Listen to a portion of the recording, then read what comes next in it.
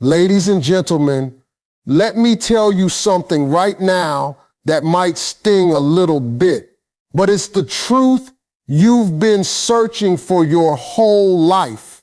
You have spent years staring in the mirror, pinching your stomach, fixing your hair, buying the right clothes, thinking that if you just looked a little better, a little sharper, a little more like the people on the magazine covers, then love would finally find you. But you have been lied to. I'm going to say something that's going to set you free today. It is not your face and it is not your body that attracts people first. It is something much deeper, something invisible, something that radiates from the inside out before a person ever gets close enough to count your eyelashes. And when you understand what that thing is, your entire life is going to change. You see, I've been on this earth long enough and I've talked to enough people, enough couples, enough broken hearts to know the truth. We walk into a room and we immediately start sizing people up. We think it's the cheekbones, the curves, the muscles, the height, and yeah, the eye might land there for a second. That's just biology. That's just God's creation being pleasing to the eye. But let me tell you what happens after that second. There's a reason why you've met people who are physically stunning. I mean, drop dead gorgeous. But the moment they open their mouth, or the moment you stand next to them for more than 3 minutes, you want to run the other way. And there's a reason why you've met people who maybe the world wouldn't call a perfect 10, but there's something about them that pulls you in like a magnet, that makes you feel safe, that makes you feel seen. That's not by accident. That's a law of human connection. I remember a young lady came to one of my shows once. She stood up in the audience and she was crying before she even got the microphone. She was a beautiful girl. I mean, objectively beautiful. But she was broken. She said, "Steve, I don't understand. I get the looks, I get the attention, but nobody stays. They come around for 2 weeks, 3 weeks, and then they vanish. They treat me like a trophy, not a treasure. What's wrong with my face? What's wrong with my body? Do I need to change something?" And I looked at her and I said, "Baby girl, your face ain't the problem. Your body ain't the problem. The problem is you don't know what you're serving up before you even say hello." You see, she was walking into every room desperate for validation, even though she was beautiful. And desperation has a scent. Fear has a scent. Insecurity has a sound wave. You can be wearing a $5,000 dress, but if your spirit is in rags, everybody can feel it. They might not be able to name it, but they feel it. And that's what runs them off. It's never the wrapper. It's what's inside the package that makes people stay. So what is that thing? What is that invisible force that attracts people first? Before they see the symmetry of your face, before they notice the brand on your handbag, before they analyze your body's shape, what hits them? I'll tell you, it's your atmosphere. It is the climate that surrounds your soul. When you walk into a space, you bring a climate with you, and people are either going to want to live in your climate or they're going to want to evacuate immediately. And your climate is made up of 3 things. It's made up of your spirit, your self-worth, and your energy. That's what hits people first. From across the room, a person can feel whether you are at peace or at war with yourself. They can feel whether you are looking to give love or you're just looking to take, because you're empty. Your posture, the way you hold your chin, the softness or the hardness in your eyes, the way you engage with the person serving you at the counter, the way you laugh, the way you listen, that is all broadcasting a frequency before a single word has been exchanged about the weather. I want you to really hear this. The most attractive person in the room is never the one with the most plastic surgery or the tightest dress. The most attractive person in the room is the one who has decided that they are already whole with or without a partner. That's a person who has a light inside of them that says, I'm not here to audition for you. I'm not here to beg you to pick me. I'm here to live my life. And if you fit into that, we can walk together. That kind of freedom is magnetic. When a man walks into a room and he's not looking around seeking approval, but he's comfortable in his own skin, that's power. When a woman walks into a room and she's not comparing herself to every other woman there, but she's radiating joy from a deep well, that's irresistible. You can't fake that. You can't Photoshop that. You can't buy that in a store. That comes from doing the work on the inside. Now, I want to take you deeper because this is where it gets real. And this is where some of you are going to feel a little uncomfortable because the truth does that. The truth is a mirror, not a window. When you look in a mirror, you have to see yourself. When you look through a window, you can just watch everybody else. We're going to look in the mirror right now. We talked about your atmosphere. We talked about the climate you carry into a room. But where does that climate come from? It comes from your story. It comes from what you tell yourself when nobody else is talking. You see, every single one of us is walking around with a script playing in our heads on repeat. And for too many of you, that script is a tragedy. It's a horror movie. The voice in your head is constantly whispering, you're not good enough.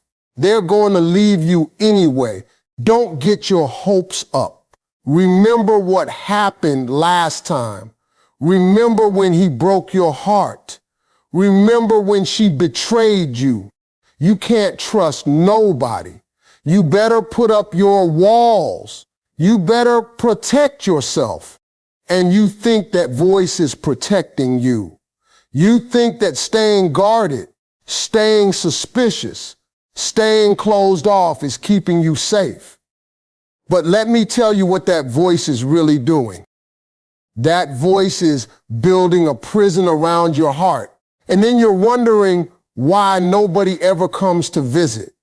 You're wondering why love feels so far away. It's because you've locked yourself inside a fortress of past pain, and you've thrown away the key, and then you put up a sign on the outside that says, stay away. And you're confused about why people stay away. That's not protection. That's self-sabotage, wearing a mask of wisdom. I remember a man wrote to me once, strong brother, successful, had his own business, took care of his kids, good-looking guy. He said, Steve, every woman I meet, within a month, I find a reason to leave. Something's wrong with all of them. He said, either they're too needy, or they're too independent, or they talk too much, or they don't talk enough. I keep thinking I just haven't found the right one. And I said, brother, let me stop you right there. You have not met the right one because you are not the right one yet. You are showing up to every date with a magnifying glass in one hand and a gavel in the other, judging these women like you're a courtroom judge, because deep down you are terrified of being hurt again. So you push them away before they get a chance to push you away. You reject them before they can reject you. See, his face and his body were fine. His resume was fine. But his energy was the energy of a man who was already planning his escape before he even said hello. And women could feel that. They might not have been able to articulate it, but they felt it in their spirit. They felt that he was emotionally unavailable. They felt that he was not safe to be vulnerable with. So they either left or they matched his coldness with their own, and the whole thing fell apart. This is the truth about attraction that Hollywood will never tell you. Safety is attractive. Peace is attractive. When a person meets you, underneath the surface conversation, underneath the dinner and the dancing and the small talk, their soul is asking one question, just one. And that question is it safe to be myself with you? That's it. Can I take off the mask around you? Can I show you my scars, my imperfections, my weird laugh, my strange fears, my broken parts? If I show you who I really am, will you use it against me? Will you mock me? Will you leave me? Or will you hold space for me? That is what people are scanning for. And you can have the most beautiful face on the planet, but if you are a harsh, critical, judgmental person, if you carry bitterness in your heart, nobody feels safe with you. They feel like they're on trial. They feel like they have to walk on eggshells. And nobody wants to build a life walking on eggshells. They want to dance on solid ground. You have to understand that hurt people hurt people. That's a cliche because it's true. If you have not healed from the wounds of your past, you are going to bleed all over innocent people who didn't cut you. You're going to make your new partner pay for a debt your ex incurred. And that is a stench that people can smell from a mile away. You can spray all the cologne and perfume you want on top of it, but unresolved pain has an odor. It comes out in your tone. It comes out in your sarcasm. It comes out in your jealousy. It comes out in your neediness. It comes out in your withdrawal. And it is the #1 attraction killer on earth. You want to know the best beauty product in the world? It is not a cream. It is not a serum. It is healing. Go to therapy. Go to a support group. Get on your knees and pray. Forgive your mama. Forgive your daddy. Forgive the person who broke your heart when you were 19. Let it go. Not for them, for you. Because every time you hold on to that resentment, you are carrying a heavy bag into every new relationship. And you're asking somebody to help you carry it. And they didn't pack that bag. That bag is yours. Unpack it before you go looking for a travel partner. When you do that work, when you actually face your demons and heal your trauma, something shifts in your countenance. The hardness leaves your eyes. The tension leaves your shoulders. The defensiveness melts out of your voice. You become lighter. You become warmer. You become someone who can laugh easily, forgive quickly, and love without conditions. And that, my friend, is a magnet that cannot be denied. People will be drawn to you not because you're perfect, but because you're real, because you're whole, because you're a living example that healing is possible. And in a world full of broken, desperate, hurting people. A healed person shines like a lighthouse in a storm. Everybody wants to get close to that light. Now let's go even deeper, because I told you your atmosphere is made up of three things. We talked about your spirit, that climate you carry. We talked about your self-worth, the healing, the script playing in your head. But there's a third piece, and this one is so subtle that most people miss it entirely. They can't put their finger on it, but it's the thing that makes the difference between someone who gets a second look and someone who gets a lifetime. And that third piece is your presence, your actual, real, undivided presence. You see, we are living in the most distracted generation in human history. Everybody is in a room, but nobody is in the room. You're at dinner with someone, but your phone is face up on the table. You're having a conversation, but your eyes are scanning the room over their shoulder, looking to see who else just walked in. You're listening to someone talk, but you're not really listening. You're just waiting for your turn to speak. You're formulating your response before they've even finished their sentence. And you don't think people feel that? Let me tell you something. The human soul can detect a lack of presence faster than a lie detector test. When you are not fully there with someone, when your attention is divided into 10 different pieces, you are communicating something very clear without saying a word. You are communicating, you are not important enough to have all of me. I was at an event one time, a very fancy affair, and I watched this older couple sitting in the corner. They weren't the most glamorous people in the room. The woman's hair was gray. Her dress was simple. The man's suit was old, probably older than some of the people at that party. But I could not stop watching them. You want to know why? Because he was looking at her. I mean, really looking at her. She was telling a story, probably about something mundane, maybe about the garden or the grandkids, and he was leaning in like she was about to reveal the secrets of the universe. His phone was nowhere. His eyes were nowhere else. He was not looking past her to see who else was more important, more successful, more connected. In that moment, she was the only person on earth, and she was glowing. I mean, glowing.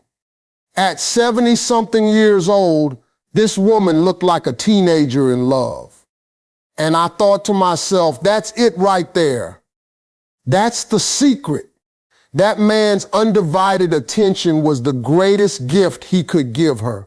Not his money, not his status, not his looks, just his presence. Now contrast that with what we see every single day. Couples sitting across from each other at restaurants, both scrolling on their phones. One person trying to share something vulnerable, something real, and the other person half listening while they type an email or respond to a text. When you do that, you are slowly, methodically starving your relationship to death. Attention is the oxygen of connection. You remove the attention, the connection suffocates. It dies right there on the table next to the bread basket. And we wonder why love feels so empty. We wonder why we feel so disconnected even when we're together. It's because being in the same physical space is not the same as being present. You can be 6 inches away from someone and be 1,000 miles away emotionally. And here's the thing about presence that applies even to the very first moment of attraction. The first time you meet someone, before anything physical has happened, what is the thing that makes them feel like they just got struck by lightning? It's the way you look at them, not the way you look. The way you look at them, there's a difference. Your physical appearance is just your bone structure and your grooming. The way you look at someone is a window directly into your soul. Can you see people? I mean, truly see them. Can you look past the surface, past the small talk, past the social mask, and connect with the real human being standing in front of you? Most people cannot. Most people are so consumed with how they are being perceived, so consumed with performing, so consumed with saying the right thing and looking the right way that they forget to actually see the other person. And that self-consciousness, that self-absorption is a repellent. It creates a wall. The other person feels like they are talking to a mirror, not a human being. They feel alone even in your presence. But when you can set aside your own ego for a moment, when you can stop worrying about whether they like you and just get curious about who they are, something magical happens. When you give someone the gift of your full, undivided, unhurried attention, when you listen to understand and not just to reply, when your eyes say, I am here with you right now, and there is nowhere else I would rather be, you become the most attractive person they have ever met. And they won't even know why. They'll just know that when they are around you, they feel more alive. They feel more seen. They feel more valued. They feel like the best version of themselves. And who wouldn't fall in love with the person who makes them feel like that? Nobody. That's who. You see, we've got this whole thing backwards. We think attraction is about what we project, about the image we create, about the show we put on. But true, deep, soul-shaking attraction is about what we receive. It's about our capacity to take in another person, to hold space for their truth, to make them feel safe enough to reveal themselves. That is a rare and precious gift in this world. And when you cultivate that ability, when you become a person of presence, you will stand out like a diamond in a sea of cubic zirconia. People will be drawn to you not because you are loud, not because you are flashy, not because you are the center of attention, but because you make them feel like they are the center of yours. That is the kind of attraction that does not fade with age. Wrinkles cannot touch it. Gray hair cannot diminish it. Weight gain cannot erase it, because it has nothing to do with the body and everything to do with the soul. Now, I've got to take you to the final piece, and this is the one that's going to tie everything together.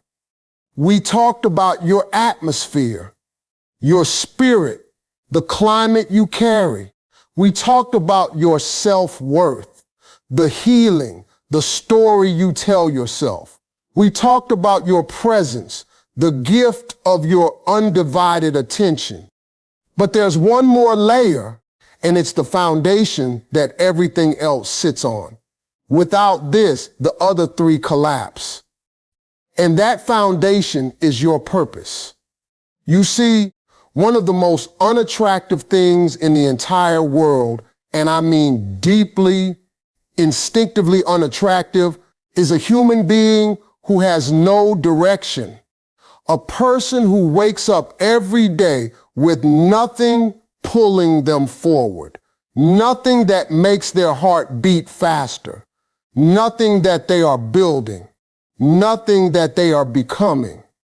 When you don't have a purpose, you become a vacuum.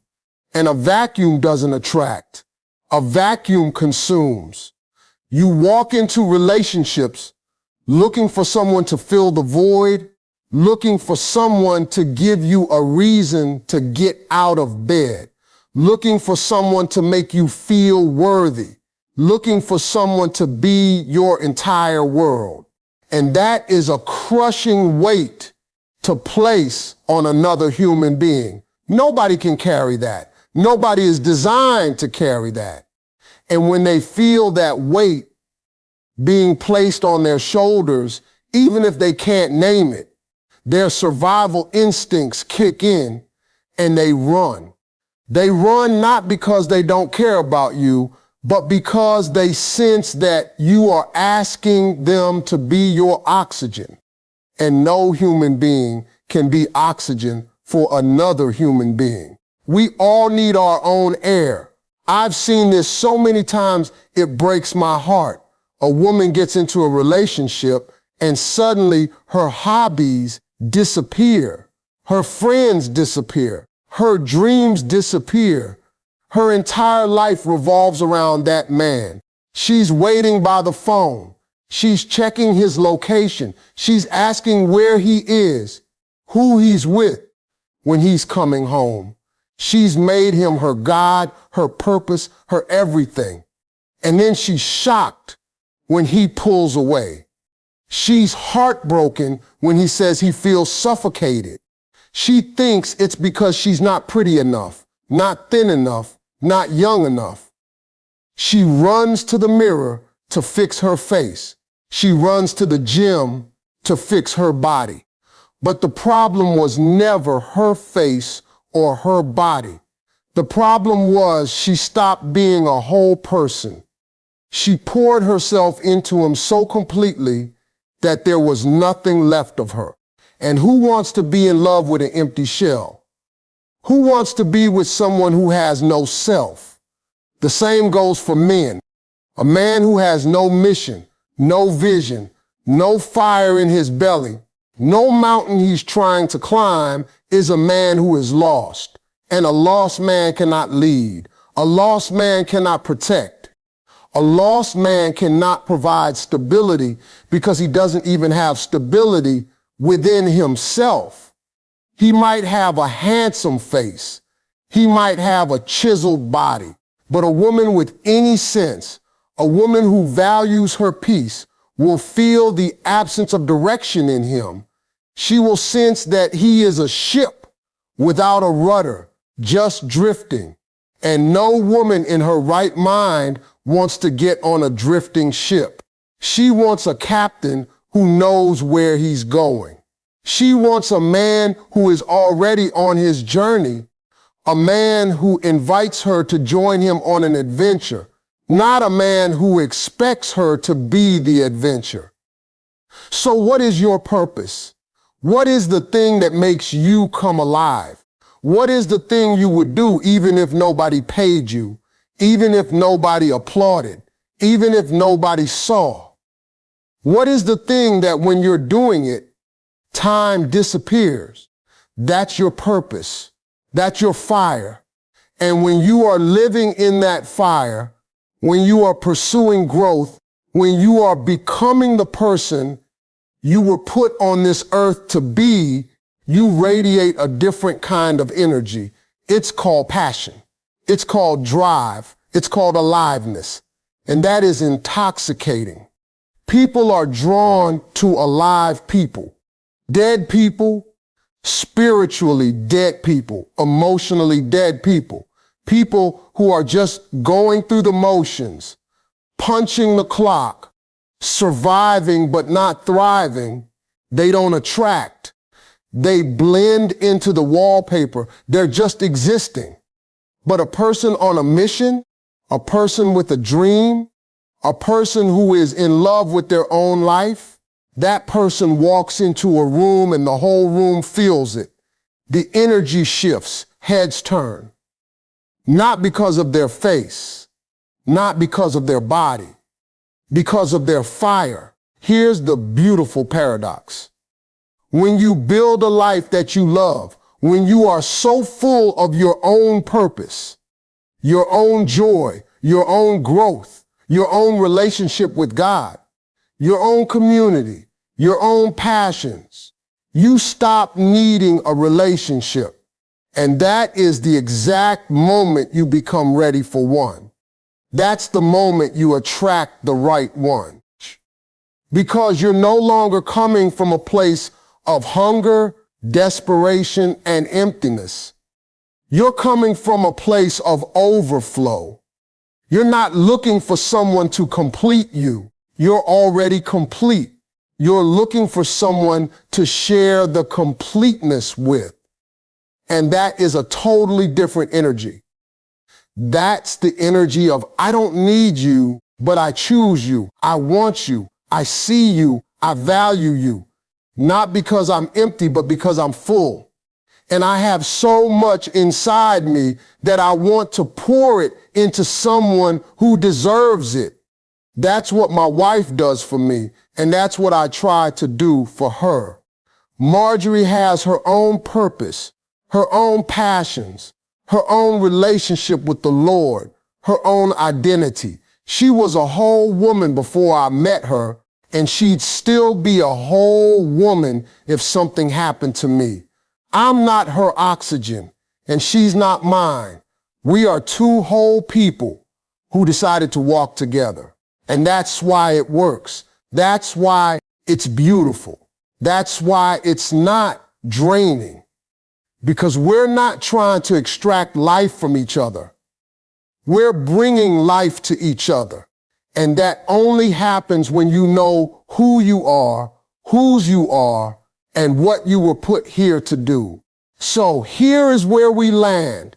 Here is the truth that I hope you carry with you long after this video ends. You have been sold a lie by the magazines, by the movies, by the filtered versions of reality on your phone. You have been told that love comes to the flawless, that you must be airbrushed to be adored, that your value is measured in inches and pounds and symmetry and the approval of strangers. And you have spent years, maybe decades, trying to perfect the outside, wondering why the inside still feels so empty, wondering why the right person still hasn't come, wondering why the ones who did come never stayed. And today, I'm telling you to stop. Just stop.